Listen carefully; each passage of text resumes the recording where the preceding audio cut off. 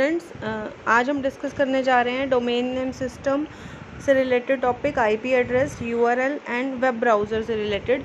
तो domain name क्या होता है? डोमेन नेम कंप्यूटर या वेब सर्वर को इंटरनेट पे ढूंढने में सहायक है। एक विशेष डोमेन नेम यह संकेत करता है कि कंप्यूटर किस देश में स्थित है और कौन सी संस्था, कौन सी ऑर्गेनाइजेशन जो है इसकी मालिक है। डोमेन नेम स्कीम जिसके द्वारा सर्वर पहचाने जाते हैं उसको हम क्या बोलते हैं? Domain name system. तो इसको ऐसे समझिए कि आपने देखा होगा कि जो वेबसाइट होती है, किसी वेबसाइट के नाम के आगे तो .com लिखा होता है, किसी के आगे .org लिखा होता है, किसी के आगे .gov लिखा होता है। तो ये बेसिकली क्या होती है? उनकी डोमेन आईडी होती है, जिससे कि आपके जो कंप्यूटर हैं वो या वेब सर्वर को इंटरनेट पे ढूंढने, क्योंकि इंटरनेट के जो वेब सर्वर में बहुत सारी वेबसाइट अवेलेबल हैं, तो अगर हम उनकी डोमेन आईडी अलग अलग कर देंगे तो वो वेब सर्वर जो है ईजिली उस कंप्यूटर को इंटरनेट पे ढूंढ पाएगा। जैसे कि अगर .com लिखा हुआ है तो इसका मतलब क्या है कि वो कमर्शियल वेबसाइट है, वाणिज्य फर्मों के लिए यूज़ की जाती है। .org लिखा हुआ है तो नॉन गवर्नमेंट ऑर्गेनाइजेशन है। GOV लिखा हुआ है तो गवर्नमेंट ऑर्गेनाइजेशन है। को लिखा हुआ है तो कंपनी के लिए है। .net लिखा हुआ है तो नेटवर्क से रिलेटेड है। और एडू लिखा हुआ है तो वो शिक्षा से संबंधित फर्मों के लिए है। सिमिलरली कुछ ऐसी वेबसाइट होती हैं जिसमें डोमेन आईडी के साथ आगे .in भी लिखा होता है, .au भी लिखा होता है, .uk भी लिखा होता है। तो ये किसको रिप्रेजेंट करती हैं कि ये जो डोमेन नेम है ये कौन सी कंट्री का है, कौन से देश का है। आई लिखा हुआ है, IN लिखा हुआ है तो मतलब इंडिया से रिलेटेड है। AU लिखा हुआ है तो ऑस्ट्रेलिया से, UK लिखा हुआ है तो इंग्लैंड से, PK लिखा हुआ तो पाकिस्तान से और CA लिखा हुआ है तो कनाडा से। तो इसी तरह ये एक एग्जांपल दे रखा है कि अगर www.खोज.com ये अगर वेबसाइट है तो इसमें www क्या रिप्रेजेंट कर रहा है? World wide web. खोज क्या है? ऑर्गेनाइजेशन का नाम। और .com क्या है? .com से हमें क्या पता चल जाएगा कि ये कमर्शियल ऑर्गेनाइजेशन है। सिमिलरली अगर एक वेबसाइट का नाम है www.microsoft.co.in तो www क्या होगा? World wide web. माइक्रोसॉफ्ट क्या है? कंपनी का नाम। को का क्या मतलब है कि ये लिस्टेड कंपनी है। और IN का क्या मतलब है कि इंडिया में सिचुएटेड है। फॉर एग्जांपल जैसे हमारे कॉलेज की वेबसाइट है www.gcwsirsa.ac.in तो www क्या हो गया? World wide web. GCW Sirsa college का नाम हो गया। और AC का क्या मतलब हो गया कि ये एकेडमिक वेबसाइट है। और IN का क्या मतलब? इंडिया में सिचुएटेड है। तो डोमेन नेम से आपका जो वेब सर्वर है, क्योंकि अलग अलग हो गए ना, आईडीज अलग अलग हो गई, तो वो इजीली इंटरनेट पे सर्च कर पाएगा कि आप कौन सी वेबसाइट जो है देखना चाहते हो, कमर्शियल देखना चाहते हो, गवर्नमेंट देखना चाहते हो या नॉन गवर्नमेंट देखना चाहते हो। इसके बाद आता है आईपी एड्रेस। अब आईपी एड्रेस क्या होते हैं? देखो कंप्यूटर जो है वो तो सिर्फ नंबर्स को समझता है ना, वो तो ये अल्फ़ाबेटिकल वर्ड समझता ही नहीं। अगर आपने लिखा www.microsoft.co.in तो हमारे कंप्यूटर को इसको समझने के लिए क्या करना पड़ेगा? इसको नंबर्स में कन्वर्ट करना पड़ेगा। तो हर डोमेन नेम के का कोई क्या होगा? पर्टिकुलर आईपी एड्रेस होगा। आईपी एड्रेस किस फॉर्म में होगा? जैसे एग्जांपल दे रखा है 202.54.24.230। ये क्या है? कोई पर्टिकुलर आईपी एड्रेस है। कितने हिस्सों में बटा होता है? ये 4 हिस्सों में बटा होता है। और हर एक हिस्से को हम क्या बोलते हैं? एक ऑक्टेट बोलते हैं। और एक आईपी एड्रेस जो है वो 32 बिट का एक पर्टिकुलर नंबर होता है। तो डोमेन नेम किस लिए बनाए जाते हैं? कि यूज़र को याद रहे, क्योंकि अब हमारे लिए ये नंबर्स याद रखने मुश्किल है। हर एक वेबसाइट के लिए अगर हम उसका पर्टिकुलर आईपी एड्रेस याद रखेंगे तो वो एक यूज़र के लिए याद रखना मुश्किल है, ठीक है। बट क्योंकि जो कंप्यूटर है उसको नंबर समझ में आते हैं, उसको अल्फ़ाबेटिकल्स नहीं समझ में आते, तो इसके लिए जो भी आप डोमेन नेम लिखोगे वो किस में जाके कन्वर्ट हो जाएगा? आईपी एड्रेस में, नंबर्स में जाके कन्वर्ट हो जाएगा, ठीक है। उसके बाद आता है यूआरएल एड्रेस। अब यूआरएल क्या होता है? प्रत्येक वेबसाइट या वेब पृष्ठ का एक अद्वितीय यूनिक पता है, जिसे यूआरएल यूनिफॉर्म रिसोर्स लोकेशन कहते हैं। जब भी आपने कोई वेबसाइट ओपन करनी है तो आपको कैसे पता चलेगा कि कौन सी वेबसाइट ओपन करनी है? आप एड्रेस बार पे क्या लिखोगे? उसका यूआरएल लिखोगे। किसी के घर जाना है तो आपको उसके घर का एड्रेस पता होगा तभी जा पाओगे ना। तो अगर आपने कोई वेबसाइट खोलनी है तो वेबसाइट तभी ओपन कर पाओगे जब आपको क्या पता होगा? उस वेबसाइट का यूआरएल या उसका एड्रेस पता होगा। तो यूआरएल का सिंटेक्स क्या होता है? सबसे पहले आ जाता है टाइप, फिर डॉट, फिर उसके बाद स्लैश साइन, फिर डोमेन नेम और फिर उसका पाथ। टाइप जो होता है ये हमें लिखने की ज़रूरत नहीं होती, अगर हम नहीं भी लिखते। टाइप का क्या मतलब है, टाइप हमें ये बताता है कि जो फाइल है वो किस प्रकार के सर्वर में स्थित है, कौन से सर्वर में स्थित है। और अगर आप ये नहीं भी लगा, जैसे आपने देखा होगा कि अगर आप कोई भी वेबसाइट टाइप करते हो, एड्रेस बार पे किसी का यूआरएल लिखते हो, तो ऑटोमेटिकली उसके आगे HTTP लिखा हुआ आ जाता है या HTTPS लिखा हुआ आ जाता है।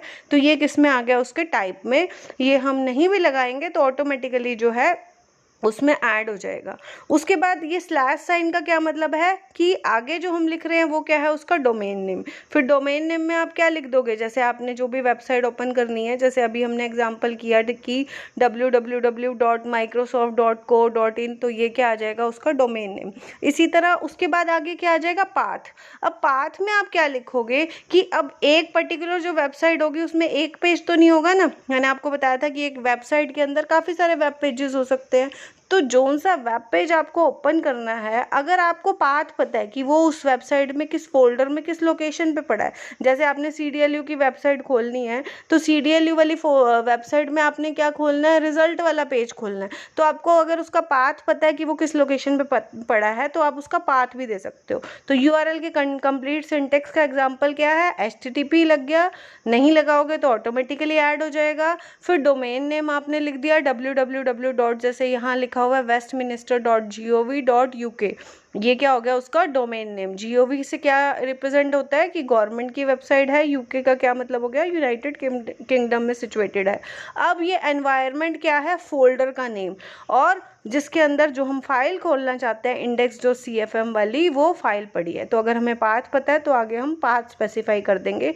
तो ये होता है आपका URL एड्रेस, जिस एड्रेस के द्वारा आप किसी पर्टिकुलर वेबसाइट को ओपन कर सकते हो। जब भी आप ओपन करते हो तो आप क्या लिखते हो एड्रेस बार में, जो वेबसाइट खोलनी है उसका URL, जिसकी फुल फॉर्म क्या होती है, यूनिफॉर्म रिसोर्स लोकेटर।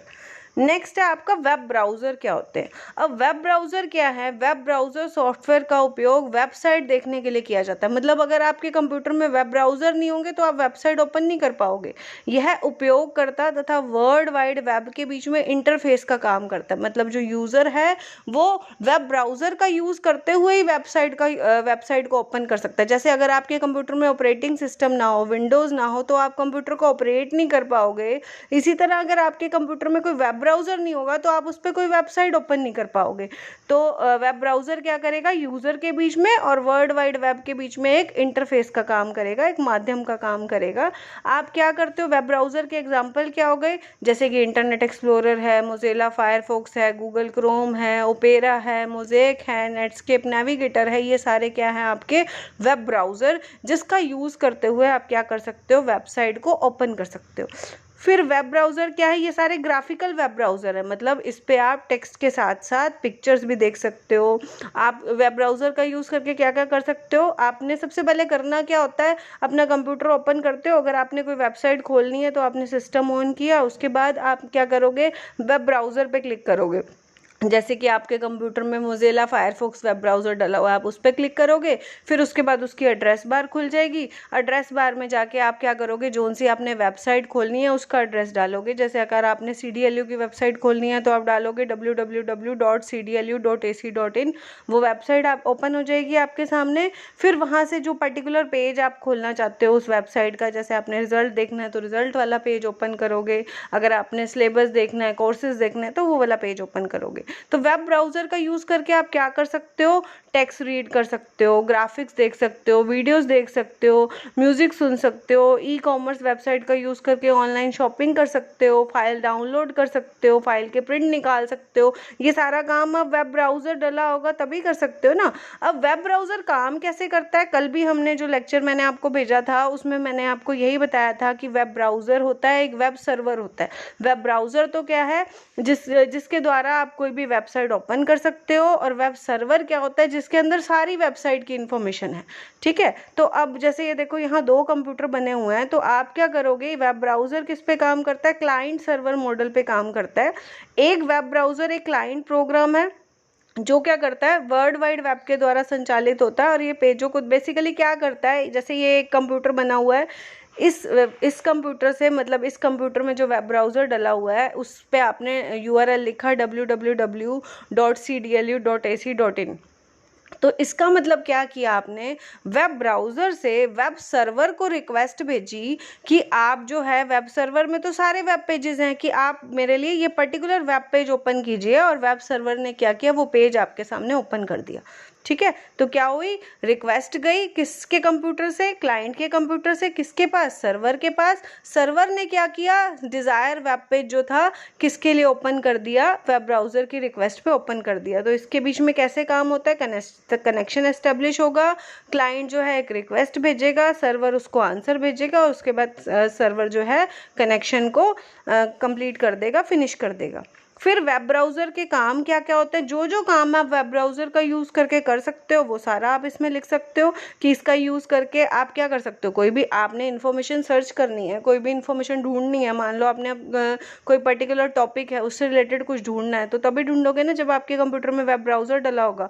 तो किसी भी इन्फॉर्मेशन को ढूंढने के लिए आप उसका यूज़ कर सकते हो, किसी भी वेब पेज को सेव कर सकते हो, उसका प्रिंट निकाल सकते हो, वो जो इन्फॉर्मेशन है वो आप किसी और को मेल कर सकते हो। इसके अलावा आप और क्या क्या काम कर सकते हो इसमें कि आप इसका सोर्स कोड भी देख सकते हो। तो जो जो काम आप वेब ब्राउज़र का यूज़ करते हुए कर सकते हो, जैसे अभी हमने ऊपर भी पढ़ा कि हम ऑडियो वीडियो डाउनलोड कर सकते हैं, ई कॉमर्स वेबसाइट का यूज़ कर सकते हैं। ठीक है, तो वो सारे आप किस में लिख सकते हो, वेब ब्राउज़र के फंक्शंस में। अब वेब ब्राउज़र के एग्जांपल कौन से हैं, इंटरनेट एक्सप्लोरर, सबसे पहले जो वेब ब्राउज़र जिसका हम यूज़ करते थे वो कौन सा था, इंटरनेट एक्सप्लोरर। और ये क्या है आपका, ग्राफिकल यूज़र इंटरफेस। अब इसको ग्राफिकल यूज़र इंटरफेस कैसे कहते हैं, क्योंकि इस वेब ब्राउज़र का यूज़ करते हुए हम ओनली टेक्स्ट ही नहीं बल्कि हम इमेजेस भी देख सकते हैं। जैसे अगर आपको सर्च करना है नरेंद्र मोदी जी के बारे में, तो आपने वहाँ सर्च बार पे लिखा, तो आप क्या कर सकते हो, आपने गूगल में जाके सर्च किया, आप उनसे रिलेटेड टेक्स्ट भी देख सकते हो, उनकी इमेजेस भी देख सकते हो, उनसे रिलेटेड न्यूज़ भी देख सकते हो, उनसे रिलेटेड वीडियोज़ भी देख सकते हो। तो ये क्या हो गया, ग्राफिकल यूज़र, जिसमें आप ग्राफिक्स भी देख सकते हो टेक्स्ट के साथ साथ। उसके बाद हम जो वेब ब्राउज़र के एग्जांपल में बता सकते हैं वो है गूगल क्रोम। गूगल क्रोम का भी हम यूज़ कर रहे हैं आजकल। गूगल क्रोम में और भी कुछ एडिशनल फैसिलिटी हैं, जैसे कि आजकल के जो वेब ब्राउज़र है, जो मॉडर्न वेब ब्राउज़र हैं, उसके अंदर क्या क्या फैसिलिटी है, एड्रेस बार दे रखी होती है, जिस एड्रेस बार में आप URL लिख के वो वेबसाइट ओपन करते हो। फॉरवर्ड बैकवर्ड बटन होता है जिससे आप पेज को पीछे ले जा सकते हो, पुराना पेज खोल सकते हो या दूसरा नेक्स्ट पेज ओपन कर सकते हो। आप अपने जो पर्टिकुलर जो वेबसाइट आप बार बार ओपन करते हो उसको अपने फेवरेट फोल्डर्स में भी ऐड कर सकते हो, एक बुकमार्क लिस्ट क्रिएट कर सकते हो, ताकि जो फोल्डर्स आप बार बार खोलते हो वो आप डायरेक्टली ओपन कर सकते हो। होम बटन है, जो सबसे पहला पेज खुलता है आपका वो होम पेज होता है, होम बटन से आप होम पेज पे जा सकते हो। सर्च बार जो है उसमें सर्च कर सकते हो, आजकल सर्च बार और एड्रेस बार जो है उसको ज्वाइन करके एक बार आती है लेटेस्ट वेब ब्राउज़र में। टैब्ड ब्राउजिंग बहुत अच्छा फीचर है कि अगर आपने एक पेज खोला हुआ है, प्लस का साइन होता है ना, जिसके द्वारा आप साथ साथ दूसरा पेज भी ओपन कर सकते हो, कि ज़रूरी नहीं है आपको नेक्स्ट पेज ओपन करना है, वेब पेज ओपन करना है तो पहला पेज बंद करना पड़ेगा। आप साइमल्टेनियसली जो है एक पेज के साथ दूसरा पेज भी खोल सकते हो। किसका यूज़ करते, न्यू टैब की ऑप्शन आती है ना, कि न्यू टैब का ऑप्शन का यूज़ करते हुए आपका पहला पेज भी ओपन रहेगा और उस पेज में से कोई इन्फॉर्मेशन को आप दूसरे पेज में भी देख सकते हो। तो वो क्या हो गई, टैब्ड ब्राउजिंग। हिस्ट्री फोल्डर, आप हिस्ट्री देख सकते हो, जो जो फोल्डर आपने खोले हैं उसकी हिस्ट्री डेवलप हो जाएगी। प्रिंट बटन का यूज़ करते हुए आप प्रिंट निकाल सकते हो। तो एक बार ये रिवाइज कर लेना बेटा। Thank you so much.